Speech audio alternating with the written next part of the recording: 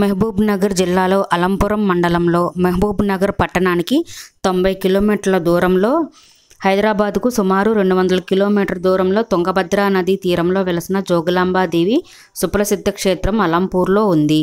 ఈ శ్రీశైలానికి పశ్చిమ ద్వారంగా ఉంటుంది. సిద్ధివటం, త్రిపురాంతకం, ఉమామహేశ్వరంలో దక్షిణ, తూర్పు, ఉత్తర భాగాలుగా ఉన్నాయి. ఈ అలంపూర్లో జోగులాంబాదేవి ఆలయం పశ్చిమాన ఉంటుంది. శక్తిపీఠాలలో 5వ శక్తిపీఠమైన జోగులాంబ ఆలయం ఇక్కడ ఉంది. బాలబ్రాహ్మణ ఈశ్వరుడు జోగులాంబ ఇక్కడ ప్రధాన దేవతామూర్తులు. ఈ క్షేత్రం శైవశక్తి పీఠంగా దక్షిణ కాశీగా పిలువబడుతుంది. అలంపురాన్ని కాశీక్షేత్రంలో పిలుస్తారు. బ్రహ్మేశ్వరుడే ఇక్కడ విశ్వేశ్వరుడు. తుంగభద్రయ్యే గంగా, తుంగభద్ర నది తీరంలో 1,000 లింగాలు ప్రతిష్ఠపడినట్టు ఇక్కడ శాసనం ద్వారా తెలుస్తుంది. సామాన్య శకపూర్వం ఇక్కడ తుంగభద్ర నది తీరంలో పొలం దున్నుకుంటూ జీవించేవారని, హలం అంటే నాగలి అని, ఆ పురంలో ప్రధానమైన పనిముట్టు అని దీనికి అలంపురం అనే పేరు వచ్చిందని కొందరు చరిత్రకారులు చెబుతారు. ఎల్లమ్మ అనే గ్రామదేవత కారణంగా ఎల్లమ్మపురం, ఎలపురంగా రూపుదిద్దుకొని అదే కార్యక్రమంలో అలంపురంగా మారిందని కూడా మరికొంతమంది చరిత్రకారులు చెబుతారు. గ్రామదేవత ఇక్కడ వెలిసిన కారణాన హేమలాపురం అని, అదే అలంపురంగా మారిందని మరికొందరు చెబుతున్నారు. ఈ ఆలయంలో ఈశ్వరుని, జగదాంబ, జోగులాంబలను ప్రతిష్ఠించినది బ్రహ్మదేవుడే అంటారు. అందువలన ఇక్కడ స్వామిని బాలబ్రహ్మేశ్వరుడు అంటారు. ఈ క్షేత్రాన్ని బ్రహ్మేశ్వర క్షేత్రం అని, పరశురామ క్షేత్రం అని, దక్షిణ కాశీ అని, శక్తిపీఠమని ఎన్నో పేర్లతో పిలుస్తారు. ఇక్కడ వెలిసిన స్వయంభూదేవి జోగులాంబ ఈ ఆలయంలోని అమ్మవారు ఉగ్రరూపిణి. మొదట అమ్మవారి విగ్రహం బాలబ్రహ్మేశ్వర ఆలయంలో ఉండేది. 2008లో ప్రత్యేకంగా ఆలయ నిర్మాణం చేసి అమ్మవారిని అక్కడ ప్రతిష్ఠించారు. బాలబ్రహ్మేశ్వర ఆలయంలో ఉన్నప్పుడు అమ్మవారిని కిటికీ గుండా చూడాల్సి వచ్చేది. ఆలయంలో కూడా తుంగభద్ర నదులు సంగమస్తు సమీపంలో నవబ్రాహ్మణుల ఆలయాలు ఉన్నాయి. అలంపురం క్షేత్రంలో జోగులాంబ అమ్మవారు పీఠాసన రూపంలో మహా తేజోవంతమై కనిపిస్తారు. కేశాలు గాలిలో తేలుతున్నట్టు ఉండి వాటిలో బల్లి, తేలు, గబ్బిలం, కపాలం వంటివి కనిపిస్తాయి. ఎవరైనా ఇంట్లో జీవకళ తగ్గితే అక్కడ బల్లుల సంఖ్య పెరుగుతుందని, ఆ కళ మరింత క్షీణిస్తే అక్కడ తేలు చేరతాయని దీని సారాంశం. ఆ తర్వాత దశ గబ్బిలాలు చేరటం, ఆ జీవకళ మరింత క్షీణిస్తే ఆ ఇంట్లో మరణం సంభవిస్తుందని చెప్పడానికి అమ్మవారి తలలో కపాలం మొదలైన గుర్తులు అనే ఉంటాయి. నవబ్రాహ్మణుల దేవాలయము బాదామి చాణుక్యులు నిర్మించారు. వీరు సుమారుగా 6వ శతాబ్దం మధ్యకాలం నుండి 200 సంవత్సరాలు పాలించారు. ఈ నవ బ్రహ్మాలయాలను 9 మంది శిల్పులు తమ పేర్ల మీదుగానే మలిచి ఇక్కడ ప్రతిష్ఠించారని తెలుస్తుంది.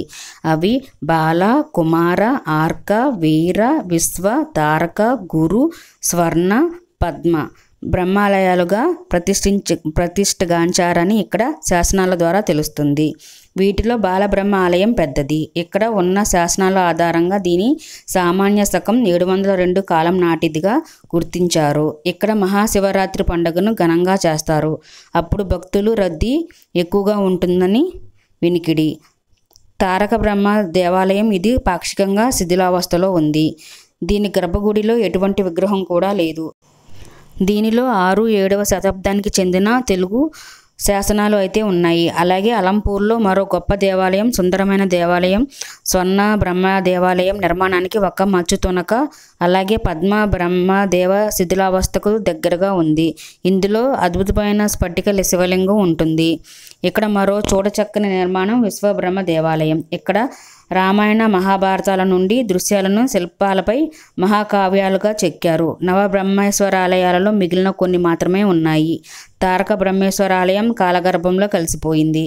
మిగిలిన వాటిలో కొన్ని శిథిలమైపోయినా కొన్ని గోపురాలు పడిపోయి అందవిహీనంగా కనిపిస్తున్నాయి. కొన్నిటిలో మూర్తులే లేవు, కొన్ని మాత్రం ఎప్పటికీ పూజలు అందుకుంటున్నాయి. బాలబ్రహ్మేశ్వర ఆలయంలో జోగులాంబాదేవి ప్రతిష్టమై ఉన్నది. ఒకప్పుడు దేనికి ప్రత్యేకంగా ఆలయం ఉండేదని ఇక్కడ శాసనాల ద్వారా తెలుస్తుంది. కానీ ఇప్పుడు ఆ గుడి అదృశ్యమైపోయింది. బ్రహ్మేశ్వర ఆలయం ముందున్న ఆలయమే ఇక్కడ ప్రధానమైన ఆలయంగా అలరాల్చుకుంది. కామాక్షిదేవి, వెంకటేశ్వర స్వామి వారు కొలువై ఉన్నారు. ఆలయం బయట నుండి గణపతి, 3 శిరస్సుల దత్తాత్రేయ స్వామి వారులకు ప్రత్యేక ఆలయాలు ఉన్నాయి. కోటలో నరసింహస్వామి వారికి ఆలయం ఉంది.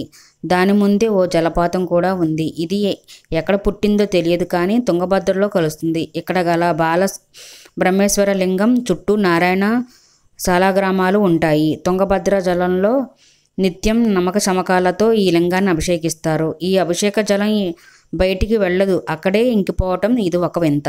ఇక్కడ వెలసిన మాధవీ శక్తి 8 చేతులతో ఉన్న చూడముచ్చటైన విగ్రహం.